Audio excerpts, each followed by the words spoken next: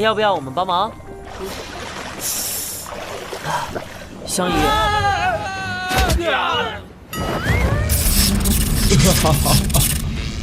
ជីវិតនៃពិភពតុក្កតា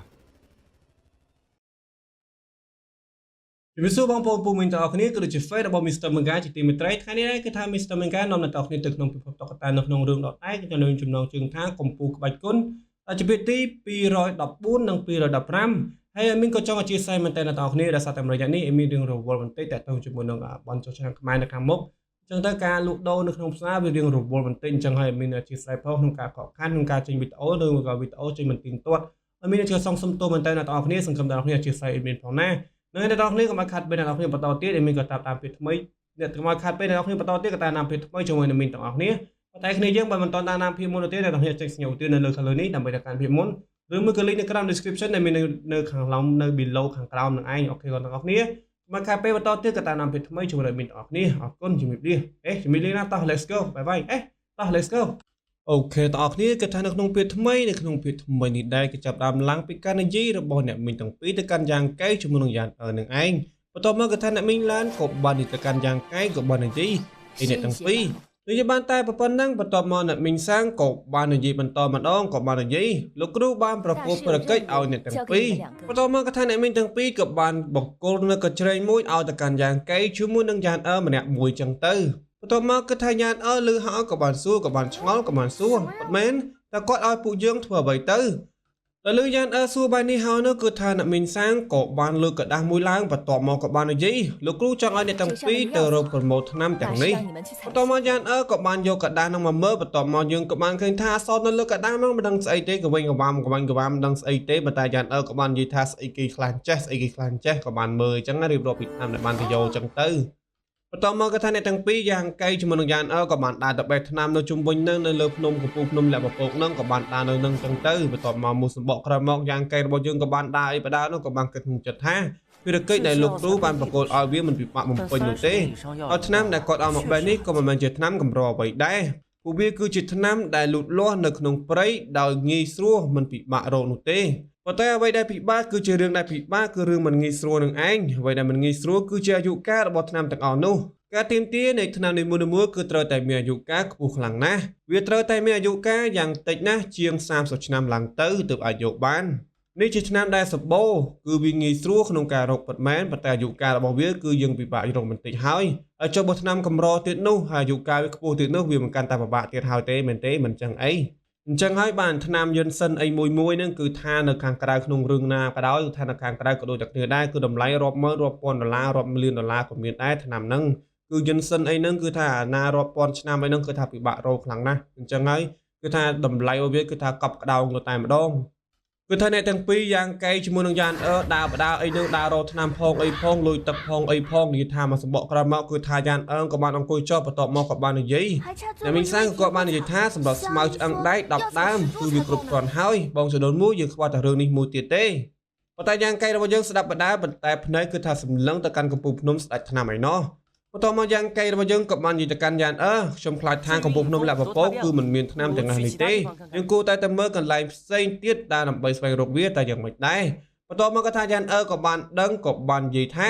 បងចង់មានន័យថាប្រហែលជាកំពូលភ្នំស្ដេចថ្នាំមែនទេបងយ៉ាងប្រុសយ៉ាងអើយគ្រាន់តែនិយាយបានត្រឹមតែប៉ុណ្្នឹងភ្លាមយ៉ាងជាមួយនឹងយ៉ាងកែវក៏បានធ្វើដំណើរបន្តទៅមុខទៀតប៉ុន្តែយ៉ាងកែវជាមួយនឹងយ៉ាងក៏បានសម្លឹងទៅកាន់កំពូលភ្នំស្ដេចថ្នាំនឹងឯងបន្ទាប់មកគេក៏បានរៀបរាប់យើងឲ្យបានដឹងថាចំណុចកំពូលនៅកំពូលភ្នំស្ដេចថ្នាំគឺជាតំបន់ហាមឃាត់ដល់តឹងរឹងទីបំផុតនៅក្នុងចន្លោះភ្នំស្ដេចថ្នាំមួយនេះសទូទៅมันអាចចុះទៅចិត្តសំបីតែចម្ងាយ 3000 ម៉ែត្រនៃកំពូលភ្នំរបស់វាប៉ុន្តែទីតាំងតំបន់ផ្សេងទៀតនៅខាងក្រោមនេះអាចចូលបានតាមសម្រួលមិនអីនោះទេបន្ទាប់មកយ៉ាងកែវដល់សារតែបានមកដល់កន្លែងនឹងហើយនោះក៏បានធ្វើជាក្អកចឹងទៅបន្ទាប់មកក៏បាននិយាយយើងគួរតែទៅមើលនៅលើនោះដើម្បីស្វែងរកថ្នាំតែយ៉ាងម៉េចដែរបន្ទាប់មកយ៉ាងក៏បានលឺហើយក៏បាននិយាយបងទៅតែប្រយ័ត្នផងណាបងប្រុសយ៉ាងបន្ទាប់មកយ៉ាងកែវក៏បានដើរទៅតែម្នាក់ឯងឲ្យយ៉ាងគឺនៅខាងក្រោមភ្នំនឹងឯងប៉ុន្តែយ៉ាងណាគឺមុននឹងទៅក៏បានប្រាប់យ៉ាងដូចគ្នាដែរបងដឹងហើយបងនឹងប្រយ័ត្នបន្ទាប់មកយ៉ាងកែវរបស់យើងក៏បានធ្វើដំណើរបន្តទៀតទៅលើកំពូលភ្នំស្ដេចថ្នាំទៅតាមជំរាបភ្នំចឹងទៅយ៉ាងកែវរបស់យើងគឺថាបដានោះក៏បានសម្លឹងទៅមើលខាងលើក៏បានឃើញលូកសំណាក់ស្ដេចថ្នាំនៅខាងលើនោះ យ៉ាងកែរបស់យើងក៏បានសម្លឹងទៅមើលបន្ទាប់មកយ៉ាងកែរបស់យើងក៏បានគិតក្នុងចិត្តថាតែត្បិតតែខ្ញុំមិនបានឃើញនរណាម្នាក់នៅទីនេះក៏ដោយតែច្បាស់ណាស់គ្មានការសង្ស័យនោះទេនៅទីនេះច្បាស់ជាមានព្រឹទ្ធាចារ្យណាម្នាក់នៅយាមនៅទីនោះមិនខានទេបិសាចដែនដីតើឯងអាចលួចមើលចូលទៅមើលខាងក្នុងពីស្ថានភាពខាងក្នុងតើបានទេបិសាចដែនដី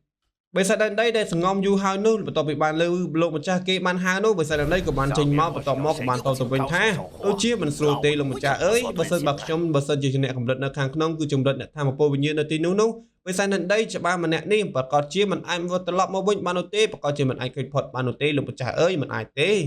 បន្ទាប់មកយ៉ាងកែក៏បានយល់បន្ទាប់មកក៏បានគិតក្នុងចិត្តនេះពិតជាគ្មានវិធីគ្មានផ្លូវពិតមែនទេខ្ញុំបានស្នាក់នៅកំពង់ភ្នំលាក់ពពកនេះរយៈពេលជាង1ខែមកហើយប៉ុន្តែខ្ញុំមិនទាន់ដឹងច្បាស់អំពីអាចកំបាំងនៃអ្វីដែលនៅក្នុងកំពង់ភ្នំស្អែកឆ្នាំអីនោះទេធ្វើយ៉ាងម៉េចទៅធ្វើយ៉ាងម៉េចទៅបន្ទាប់ពីបានគិតចប់យ៉ាងកែរបស់យើងក៏បានធ្វើដំណើរបន្តទៀតប៉ុន្តែយ៉ាងណាក៏ថាដើរបានត្រឹមតែបន្តិចនោះស្រាប់តែមានសម្លេងនរណាម្នាក់ក៏បានស្រីឡើងមកថាអ្នកណានៅទីនោះបន្ទាប់មកបានធ្លាក់មកវឹមយ៉ាងចំពីមុខយ៉ាងកែរបស់យើងយកតែម្ដងបន្ទាប់មកគឺថារូបភាពកន្លែងហ្នឹងអធិស្ឋានផងដល់បងប្អូនគ្នារៀងពិបាកមើលបន្តិចហើយវារៀងព្រាលអីអញ្ចឹងណាដោយសារតែរូបភាពនេះគឺបាន share មកពី website នៃសាច់រឿងហ្នឹងគឺសាច់រឿងពី3 website 4 5 website ហ្នឹងគឺសុទ្ធតែអញ្ចឹងទាំងអស់គឺសុទ្ធតែព្រាលអញ្ចឹងទាំងអស់ឲ្យមានអត់ដឹងថាមូលហេតុអីនោះទេប៉ុន្តែមានក៏បានព្យាយាមកែតម្រូវនៅ quality នៃរូបភាពហ្នឹងដែរគឺបានត្រឹមតែប៉ុណ្្នឹងទេអធិស្ឋានផងដល់បងប្អូនគ្នាគឺថារូបភាពដែលមិនច្បាស់ហ្នឹងប្រហែលជាជាង1ភាគជាងប្រហែលជាជាង20សន្លឹកជាងអធិស្ឋានផងដល់បងប្អូនគ្នាបើមិនជាឲ្យវារៀងព្រាលអញ្ចឹងណាបើតែយ៉ាងណាថាយើងបកចូលសាច់រឿងរបស់យើងវិញគឺថាតែមួយនឹងក៏បានមកដល់ភ្លាមនោះក៏បាននិយាយអត់កាន់យ៉ាងកាយតែម្ដងក៏បាននិយាយតែឯងជាសិននៃកំពង់ភ្នំមួយណាទៅតែឯងមិនដឹងទេថានៅទីនេះមិនអនុញ្ញាតឲ្យចូលមកក្នុងបរិវេណនៃ3គីឡូម៉ែត្រនៃទីនេះបានទេតែឯងមិនដឹងទេតើនរណាជាគ្រូរបស់ឯងតើគាត់មិនបានប្រាប់ឯងទេថាផលវិបាកនៃការល្មើសចូលក្នុងកំពង់ភ្នំស្ដេចឆ្នាំនេះតើវាយ៉ាងណានោះបន្ទាប់មកយ៉ាងកែរបស់យើងលឺហើយនោះក៏បាននិយាយទាំងត្រជាក់ទៅវិញក៏បាននិយាយសិស្សសុំគោរពសិស្សច្បងគឺខ្ញុំមកពីកំពង់ភ្នំលាក់ពពកលោកគ្រូសៅបានបញ្ជូនខ្ញុំឲ្យមកបេះថ្នាំនៅម្ដុំនេះបន្ទាប់មកក៏ថាប៉ែមួយនឹងបន្ទាប់ពីបានលឺថាលោកគ្រូសៅក៏បានតបទៅវិញលោកគ្រូសៅតែឯងជាក្មេងប្រុសម្នាក់ដែលមួយខែមុនបានថ្វាយបង្គំគាត់ចូលក្នុងកំពង់ភ្នំលាក់ពពកនោះតាមមែនទេបន្ទាប់មកយ៉ាងកែរបស់យើងក៏បានឆ្លើយតបទៅវិញបាទគឺខ្ញុំនឹងហើយសិស្សបងគ្រាន់តែស្វែងរកថ្នាំហើយបង្វែងផ្លូវដែលអចេតនាប៉ុណ្ណោះសង្ឃឹមថាសិស្សច្បងអភ័យទោសឲ្យខ្ញុំផងណាបន្ទាប់មកក៏ថាប៉ែមួយនឹងបន្ទាប់ពីបានលឺយ៉ាងកែយើងនិយាយបែបនេះហើយនោះក៏បានតបទៅវិញបើសិនបើឯងជាសិស្សរបស់អ្នកផ្សេងនោះឯងប្រកាសជាត្រូវដាក់ទោសជាមិនខុសនោះទេពីការដាក់ទោសអ្វីផ្សេងទៀតមកតែដែលមើលឃើញថាឯងទៅតែចូលនៅក្នុងចលំភ្នំស្ដេចថ្នាំមិនទាន់បានប៉ុន្មាននោះខ្ញុំនឹងអត់ទោសឯងម្ដងនេះទៅចុះកុំឲ្យវាកើតឡើងម្ដងទៀតឲ្យសោះបន្ទាប់មកយ៉ាងកែលឺហើយនោះក៏បានតបទៅវិញសិស្សប្អូននឹងចងចាំទុកបន្ទាប់មកយ៉ាងកែរបស់យើងក៏បានចាក់ចេញពីកន្លែងហ្នឹងរាប់មកអាប៉ែមួយហ្នឹងក៏បានចាក់ចេញពីកន្លែងហ្នឹងដូចគ្នាដែរប៉ុន្តែយ៉ាងណាគឺថាយ៉ាងកែរបស់យើងគឺថាកាន់តែពិបាកទៀតហើយយ៉ាងកែរបស់យើងក៏បានគិតក្នុងចិត្តថាតែអ្នកយាមម្នាក់នៅក្នុងកម្រិតធម្មពលវិញ្ញាណទៅហើយតែខ្ញុំអាចនឹងធ្វើមានអារម្មណ៍ល្អយ៉ាងម៉េចទៅតែខ្ញុំគួរតែធ្វើយ៉ាងម៉េចទៅចំពោះវាគឺថាបំណងរបស់យ៉ាងកែរបស់យើងគឺថាមកកំពង់ភ្នំលាក់ពពកនឹងគឺដើម្បីឡើងទៅលើកំពង់ភ្នំសាច់ថ្នាំនឹងឯងប៉ុន្តែយ៉ាងណាគឺថាគ្រាន់តែអ្នកយាមម្នាក់គឺនៅកម្រិតធម្មពលវិញ្ញាណទៅហើយយ៉ាងកែរបស់យើងរៀងពិបាកបន្តិចហើយលើកនេះបន្ទាប់មកយ៉ាងកែរបស់យើងក៏បានបកដំណើរថយក្រោយវិញបន្ទាប់មកក៏បានលើសម្លេងស្រែកយ៉ាងខ្លាំងតែម្ដងបន្ទាប់មកគឺថាអ្នកសម្លេងដែលស្រែកនោះក៏បាននិយាយថាខ្ញុំជាអ្នករកថ្នាំដើមថ្នាំស្មៅឆ្អឹងដែកនេះមុនតើឲ្យខ្ញុំបោះបង់វាចោលយ៉ាងម៉េចទៅបន្ទាប់មកក៏បានយ៉ាងកែរបស់យើងលឺហើយក៏បានគិតក្នុងចិត្តថាតែមានរឿងអ្វីកើតឡើងទៅគឺថាសម្លេងដែលស្រែកនឹងគឺជាយ៉ានរបស់ពួកយើងនឹងឯងគឺថាយ៉ាងកែរបស់យើងក៏បានឃើញថាមានមនុស្ស3នាក់ជាមួយនឹងយ៉ានដូចជាចឹងកដានថ្នាំគ្នាអញ្ចឹងណាបន្ទាប់មកក៏ថាអាប៉ែ3នាក់ក្នុងចំណោមម្នាក់ហ្នឹងក៏អាប៉ែម្នាក់ក្នុងចំណោម3នាក់ហ្នឹងក៏បាននិយាយបងស្រីលេងសើចពេកហើយឆ្នាំទាំងអស់នេះគឺជាទ្រព្យសម្បត្តិរបស់ជាលោកភ្នំស្ដេចឆ្នាំជាធម្មតាអ្នកណាមកមុនគឺជារបស់អ្នកនោះហើយបន្ទាប់មកក៏ថាយ៉ានក៏បានតទៅវិញតើនរណាជាសិស្សប្អូនរបស់អ្នកខ្ញុំជាសិស្សរបស់លោកគ្រូសៅបើតាមហេតុផលនោះអ្នកទាំងអស់គ្នាគួរតែហៅខ្ញុំថាអ្នកគ្រូមីងទៅត្រូវរបល់យកបន្ទាប់មកក៏ថាប៉ែ3នាក់ហ្នឹងរៀងជ្រាបបន្តិចទៅបន្ទាប់មកក៏ថាយ៉ានក៏បាននិយាយបន្តតែវាយ៉ាងម៉េចហើយសិស្សមួយចង់ឆក់យកថ្នាំរបស់គ្រូមីងតើមែនទេហ្នឹងប៉ុន្តែនិយាយមិនមែននិយាយធម្មតានោះទេនិយាយទាំងឌឺទៅវិញលឿនដាតផងអីផងហ្នឹងទៅបន្ទាប់មកក៏ថាប៉ែម្នាក់នៅខាងស្ដាំដៃគេសក់រៀងពណ៌បៃតងអីហ្នឹងក៏បាននិយាយគ្រូមីងគ្រូមីងយើងគ្រាន់តែមានសំណាងអាចឆ្លងផុតពីការធ្វើទេរបស់លោកគ្រូសៅតែប៉ុណ្ណោះបន្ទាប់មកយ៉ាងលើបាយនេះហើយនោះក៏បានតទៅវិញភ្លាមតែម្ដងតែប៉ុន្តែក្តៅឆាវដែរហ្នឹងបន្ទាប់មកក៏បាននិយាយអំពីរឿងអ្វីដែលគ្មានប្រយោជន៍ឥឡូវនេះឆាប់ប្រកោថ្នាំរបស់លោកគ្រូមីងឲ្យមកវិញមកឲ្យលឿនទៅបើមិនអញ្ចឹងទេខ្ញុំនឹងប្រាប់លោកគ្រូរបស់ខ្ញុំថាអ្នករាល់គ្នាគឺបានធ្វើបាបខ្ញុំដោយចេតនាហើយបដិសេធមិនគោរពខ្ញុំជាគ្រូមីងរបស់អ្នកទាំងអស់គ្នាថែមទៀត បន្ទាប់មកក៏ថាបែកឆ្វេងដៃគេនឹងបន្ទាប់ពីបានលឺគេថាអ្នកគ្រូមីងគេនិយាយបែបនេះហើយនោះក៏បានចាក់បដ ாய் តាមនោះចឹងទៅក៏មកគេថាឆ្លើយអញ្ចឹងណាបន្ទាប់មកក៏បានចាក់បដ ாய் ក៏បាននិយាយទៅកាន់យ៉ានអ្នកគ្រូមីងជាទីគោរពរបស់ខ្ញុំអើយអ្នកគ្រូមីងបានឆ្លងផុតពីការធ្វើតេស្តនិងគោរពលោកគ្រូសូវជាគ្រូគឺមានន័យថាអ្នកគ្រូមីងគឺជាមនុស្សដែលមានទេពកោសល្យហើយយ៉ានគ្រាន់តែលើកបែបនេះភ្លាមក៏ថាស៊ីចូលយកតែម្ដងក៏បាននិយាយច្បាស់ជាអញ្ចឹងហើយច្បាស់ជាអញ្ចឹងហើយបន្ទាប់មកក៏ថាបែបមួយនឹងក៏បាននិយាយបន្តទៀតអ្នកគ្រូមីងជាទីគោរពកំពុងស្វែងរកឆ្នាំឆ្អឹងដែកតើមែនទេបន្ទាប់មកក៏ថាយ៉ានក៏បានតទៅវិញចាត្រូវហើយ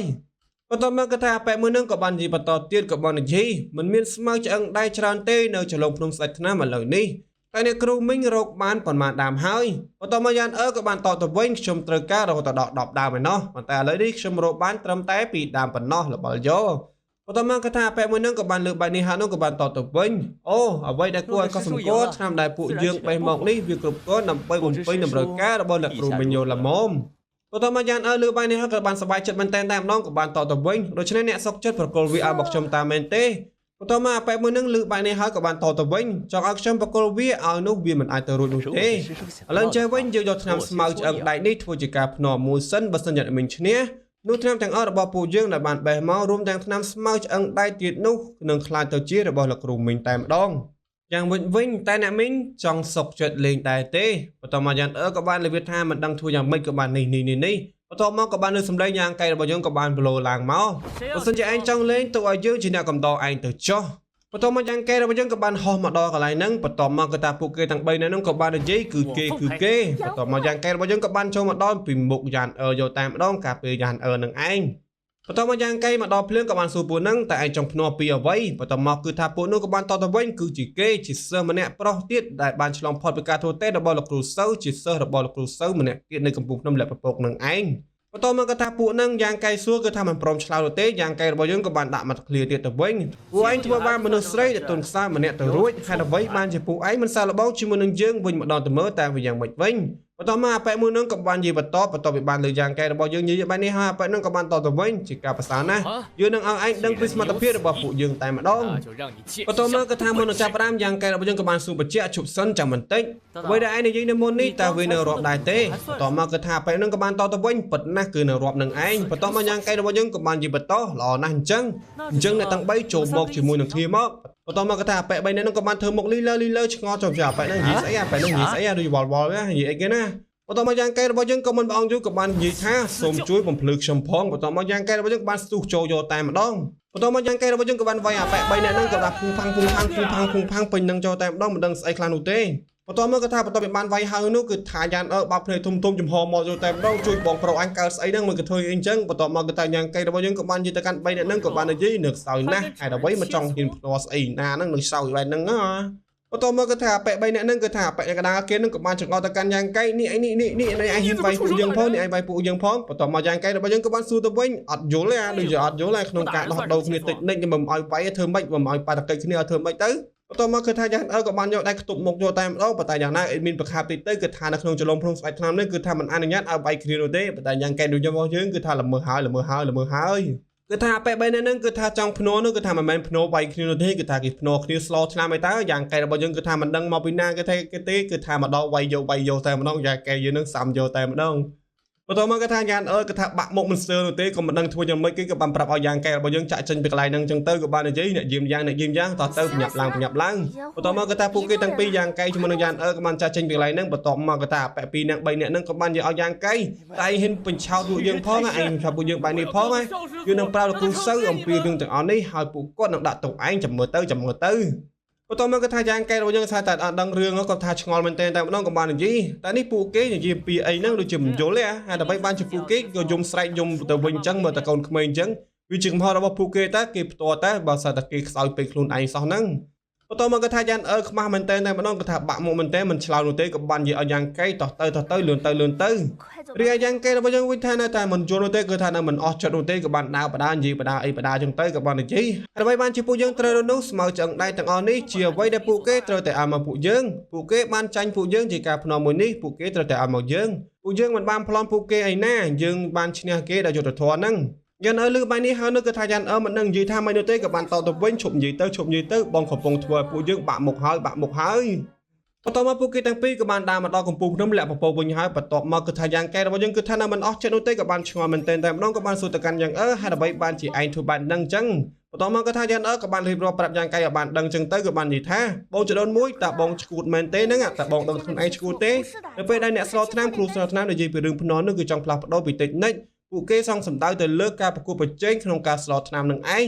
ភាគីម្ខាងនឹងយកថ្នាំដូចគ្នាយកមកស្រោចេញពីថ្នាំគ្រាប់នឹងឯងដល់ថ្នាំនរណាក្នុងចំណោមពួកគេក្នុងចំណោមយើងអ្នកណាម្នាក់ដែលមានគ្រាប់ថ្នាំខ្ពស់និងកម្រិតខ្ពស់ជាងគេនោះគឺជាអ្នកឈ្នះបន្ទាប់មកយ៉ាងកែនេះឲ្យចំលបលយកមកក៏អញ្ចឹងមិនក៏ពួកគេមិននិយាយប្រាប់ផងបងមិនដឹងទៅបងមិនដឹងទៅបន្ទាប់មកយ៉ាងលឺហើយក៏បានយកបន្តវិជាទូទៅក្នុងចំណោមអ្នកគ្រូស្រោថ្នាំទៅហើយស្មានហើយដែលពួកគេមិនបានរងរបួសណាមួយប្រកបនោះបើសិនមកពួកគេណាម្នាក់រងរបួសនោះគឺថាច្បាស់ជាធ្ងន់ក៏ហើយមិនខានទេពួកយើងគឺថាអ្នកប្រយុទ្ធដែលដើរតាមកន្លងក្បាច់គុណគឺដឹងតែពីវាយគ្នាប៉ុណ្ណោះរបល់យកចំមែនហើយបន្ទាប់មកយ៉ាងកែរបស់យើងបន្ទាប់ពីបានដឹងរឿងហើយនោះក៏បានគិតក្នុងចិត្តធ្វើមុខអ៊ីមីម្នាក់ឯងក៏បានគិតថាអញ្ចឹងបានជាពួកគេទាំងអស់នោះសប្បាយខ្លាំងណាស់រំភើបខ្លាំងណាស់នៅពេលដែលខ្ញុំយល់ព្រមជាមួយនឹងពួកគ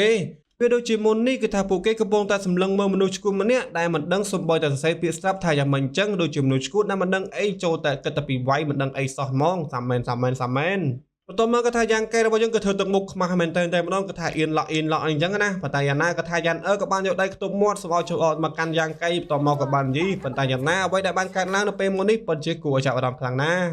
បន្ទាប់ពីរឿងទាំងអស់នោះគឺបានបញ្ចប់ហើយនោះគឺថាពួកគេទាំងពីរនាក់យ៉ាងជាមួយនឹងយ៉ាងកែក៏បានត្រឡប់មកកាន់កំពូលភ្នំវិញហើយគឺថាបានមកដល់កំពូលភ្នំវិញហើយគឺថាមកដល់ពេលយកតែម្ដងប៉ុន្តែយ៉ាងណាគឺថាពួកគេទាំងអស់គ្នាក៏បានចូលសម្រាប់ទៅបន្ទាប់មកក៏បានកាត់មករយៈពេលព្រឹកវិញម្ដងបើថាយ៉ាងកែរបស់យើងក៏បានចេញមកស្ងាត់លើកដៃលើកជើងចឹងទៅប៉ុន្តែភ្លាមនោះក៏បានទទួលបានដឹងក្លិនអ្វីមួយក៏បាននិយាយក្លិននេះបន្ទាប់មកក៏ថាយ៉ាងក៏បានចេញមកដែរក៏បាននិយាយថាតើលោកគ្រូបានប្រើថ្នាំទាំងនោះដើម្បីចម្រាញ់ថ្នាំមួយចំនួនតាមមែនទេហ្នឹងក៏ថាក្លិនដែលបានចេញមកគឺជាក្លិនថ្នាំដែលបានរៀបចំជាពីកន្លែងបន្ទាប់មកយ៉ាងកែជាមួយនឹងយ៉ាងក៏បានទៅកន្លែងនោះម្នាក់មួយចឹងទៅបន្ទាប់មកក៏ថាគ្រាន់តែទៅចូលដល់ភ្លាមគឺថាអ្នកមីងសាងក៏នៅខាងក្នុងនោះក៏បានកំពុងតែមើលភ្លើងបន្ទាប់មកយ៉ាងកែរបស់យើងនៅពីក្រោយក៏បានសួរអ្នកមីងសាងថាតែអ្នកមីងចង់ឲ្យពួកយើងជួយដែរទេអ្នកមីងបន្ទាប់មកគឺថាអ្នកមីងក៏បាននិយាយថាល្អចូលមកគឺថាអ្នកមីងសាងកំពុងតែមើលភ្លើងគឺថាមានឆ្នាំងដ៏ធំមួយគឺថាមានថ្នាំនៅក្នុងឆ្នាំងនោះតែម្ដងមិនដឹងយកមកធ្វើអីទេប្រហែលជាយកមកឆ្ងោយ៉ាងកែយើងឲ្យមកទៅឆ្ងោយកហ្មងមកទៅឆ្ងោធ្វើឆ្ងោជ្រក់ហ្មងហ្នឹងមកទៅបន្ទាប់មកយ៉ាងកែរបស់យើងក៏បានចូលមកចិត្តក៏បានសួរទៅកាន់អ្នកមីងសាងថាតើឲ្យខ្ញុំជួយយ៉ាងម៉េចទៅបន្ទាប់មកអ្នកមីងសាងឮហើយក៏បានតបទៅវិញឯងមិនចាំបាច់ធ្វើអ្វីទេសម្រាប់ពេលនេះពួកយើងកំពុងតែរៀបចំថ្នាំទាំងអស់នេះគឺសម្រាប់ពួកឯងទាំងពីរនឹងហើយជុំចង់ស្ងោយ៉ាងកែមែនអីហ្នឹងគេថាអ្នកមីងសាងហ្នឹងចង់ស្ងោយ៉ាងកែមែនហើយមើលទៅបន្ទាប់មកយ៉ាងកែឮ3នេះហើយនឹងក៏បាននិយាយថារៀបចំសម្រាប់ពួកខ្ញុំមិនចង់ស្ងោខ្ញុំណាអីបន្ទាប់មកក៏ថាអ្នកមីងសាងក៏បាននិយាយបន្តទៀតត្រូវហើយគឺសម្រាប់ពួកឯងទាំងពីរនឹងហើយតែមុននេះលោកគ្រូសៅបានកំណត់ថ្នាំទាំងអស់នេះដើម្បីទាមទារសម្រាប់ការងូតទឹកនេះតាមពិតទៅថ្នាំដែលពួកឯងបានប្រមូលមកកាលពីម្សិលមិញនេះក៏ត្រូវបានយកមកប្រើដូចគ្នាដែរបន្ទាប់មកយ៉ាងកែរបស់យើងក៏បានសួរតើខ្ញុំក៏មានមួយដែរបន្ទាប់មកអ្នកមីងសាងក៏បានតទៅវិញត្រូវហើយចាប់តាំងពីពួកឯងទាំងពីរបានមកដល់កំពូលភ្នំលាក់ពពកនេះអ្នកទាំងពីរគឺជាមនុស្សរបស់កំពូលភ្នំលាក់ពពករបស់ពួកយើងហើយបន្ទាប់មកយ៉ាងកែរបស់យើងក៏បានអរគុណទៅកាន់អ្នកមីងសាងចឹងទៅបន្ទាប់មកអ្នកមីងសាងក៏បាននិយាយបន្តល្អណាស់កំដៅកំពុងតែថយចុះហើយឯងអាចសាកល្បងវាបានគឺថាចង់ស្ងោយ៉ាងក